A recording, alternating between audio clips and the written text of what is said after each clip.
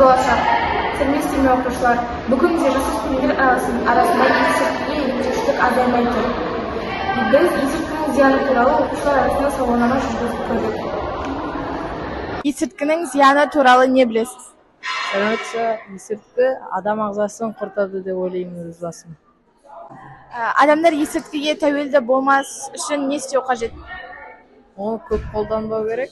Шарт, білмеймін ол жағын қаттырақ. Өзім ондайды көрмеген соң білмеймін ғой, ондайды шыны керек. Есірткіні қолданбас үшін не істеу қажет?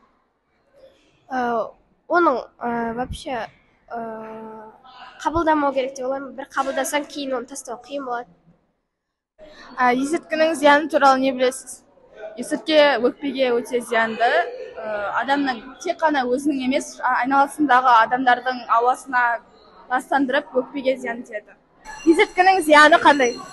Есірткі адамға денсаулығын құртады, және де көптеген зияндар әкеліп тастайды. Адамды тәуелді қыла бастайды, және де өте зиян деп айтсам да болады. Адам есірткіге тәуелді болмас үшін не істеу қажет? Оны шекпеуге тырысу керек. Сол сияқты есірткіні құрта алады. Есірткінің зияны туралы не білесіз? Менің ойымша, есірткі ол мысалы адамдарды мас қылады, соның арқасында көптеген отбасылардың шырқы бұзылады. Адам есірткіге тәуелді болмас үшін не істеу қажет? Менің ойым, оған сначала жоламас керек, яғни жоламау керек. Мысалы, соған жақын ортадан алыстау керек. Есірткінің зияны неде? Ол есірткі дейтін адам ағзасына дейтін өте көп зияны бар. Қазір неше түрлі дейтін есірткілер көбейіп жатыр. Адамдарға өте көп зияны бар, менің ойымша. Адам есірткіге тәуелді болмас үшін не істеу қажет?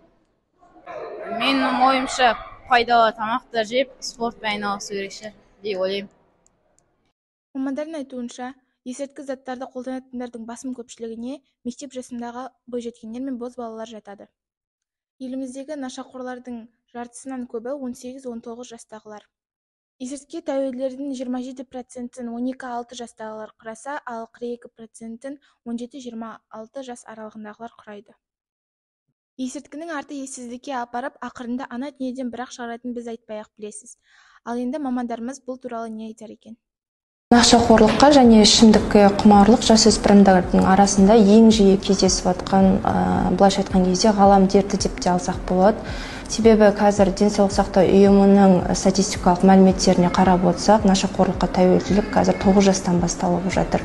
Және осы 18 жасқа дейін, кәмелет жасқа толғанға дейінгі балалардың арасында өте жиі кездеседі.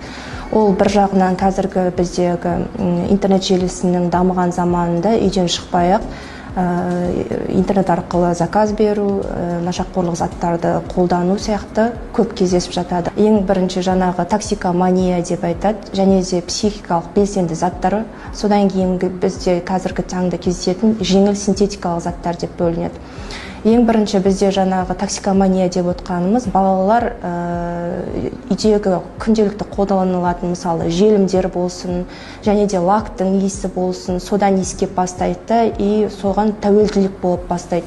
Және де осы тәуелділікке алып келетін осы үйдегі заттарға байланысты осылай тәуелділік болғаннан кейін арғайда бірте-бірте ол ұлғая береді тәуелділік. Нашақорлыққа салынбаудың жолы салауатты өмір салтын ұстану.